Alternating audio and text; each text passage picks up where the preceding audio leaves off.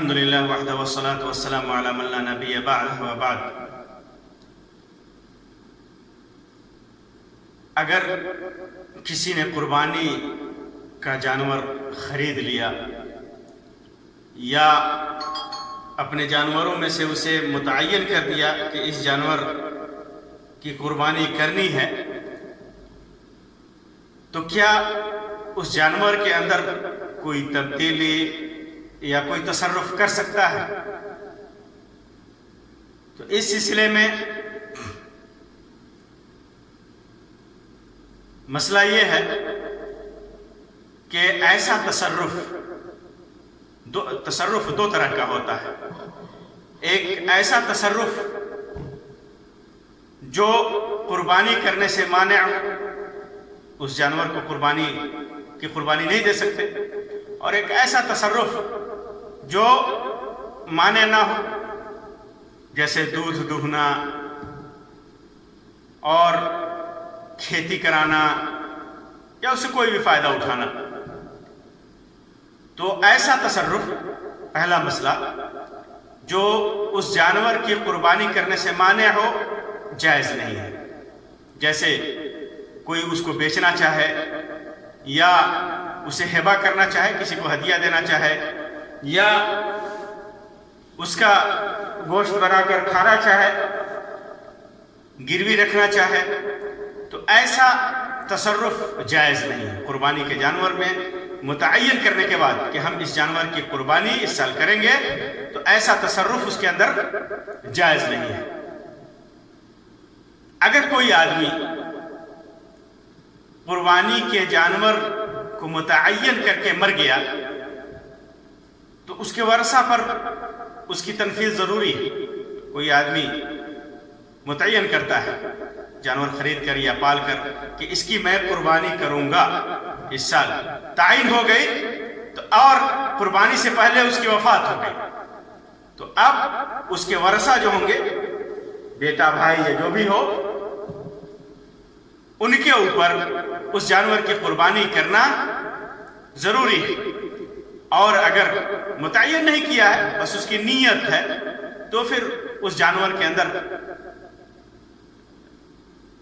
ورثہ کو اختیار ہے، چاہے تصرف کر دے، کوئی بھی تصرف کرے، خود استعمال کرے یا کچھ بھی، لیکن اگر اس نے وصیت کر دی کہ میری طرف سے اس جانور کی قربانی کرنی ہے، تو پھر اس وصیت کو پوری کرنا واجب ہے ورثہ کے لیے۔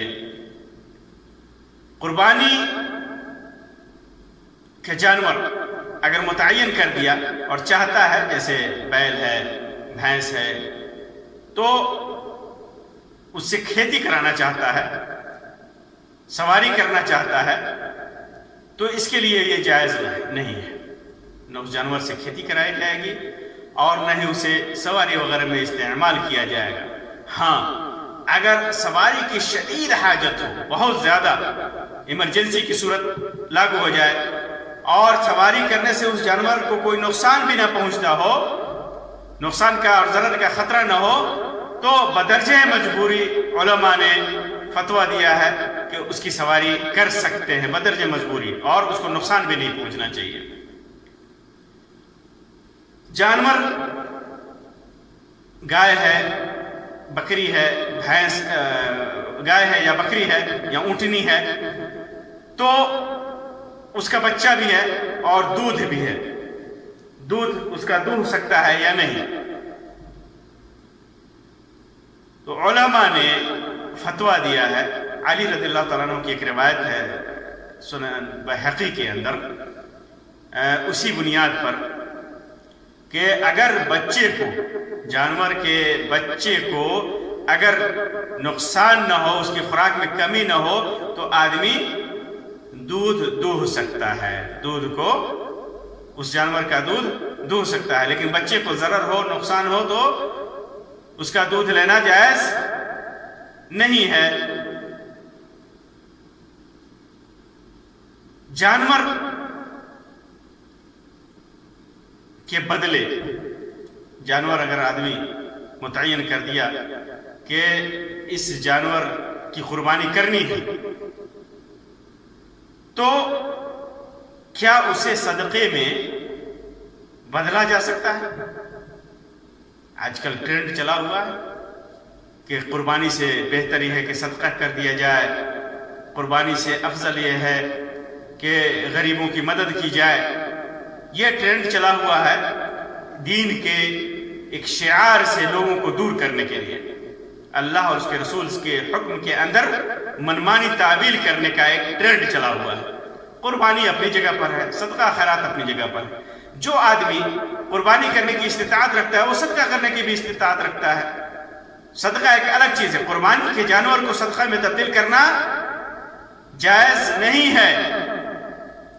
اسی طرح کسی نے قربانی کے جانور کو ایک جانور کو صدقہ کر دیا، پھر اس کو قربانی کرے صدقہ کرنے کے بعد، تو یہ بھی جائز نہیں ہے، یہ بھی جائز نہیں ہے۔ صدقہ کیا اور صدقے والے کو، اب صدقہ جس کو کیا ہے وہ چاہے قربانی کرے یا کچھ بھی کرے۔ ایک اور مسئلہ اس سلسلے میں تصرف سے متعلق کہ اگر کسی نے قربانی کا جانور خرید لیا تو کیا اس سے افضل یا اس سے بڑھیا جانور بدل سکتا ہے، اس کے بدلے میں کوئی دوسرا جانور بدل سکتا ہے؟ تو علماء کا اس سلسلے میں اختلاف ہے، اور صحیح قول حنفیہ، مالکیہ اور حنابلہ میں جمہور علماء کا یہ قول ہے کہ تبدیلی جائز نہیں ہے، تبدیلی جائز ہے، تبدیلی جائز ہے۔ جمہور کا مسلک یہ ہے، اور کچھ علماء کا مسلک ہے تبدیلی جائز نہیں ہے کسی بھی صورت میں، لیکن جمہور کا مسلک حنابلہ میں سے، حنفیہ میں سے اور مالکیہ میں سے کہ تبدیل کر سکتا ہے، لیکن شرط ہے،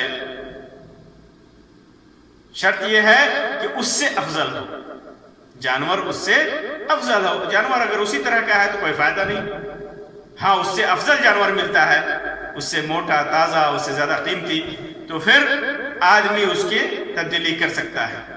تو جانور، قربانی کا جانور متعین کرنے کے بعد اس کے اندر تصرف کرنے سے متعلق یہ چند مسائل، مختصر مسائل تھے۔ اللہ تبارک و تعالیٰ سے دعا ہے کہ اللہ تبارک و تعالیٰ ہمیں قرآن و سنت کے مطابق عمل کرنے کی توفیق عطا فرمائے۔ آمین یا رب العالمین، وآخر دعوانا ان الحمد للہ رب العالمین، وصلی اللہ علی خیر خلق وسلم، والسلام علیکم ورحمۃ اللہ وبرکاتہ۔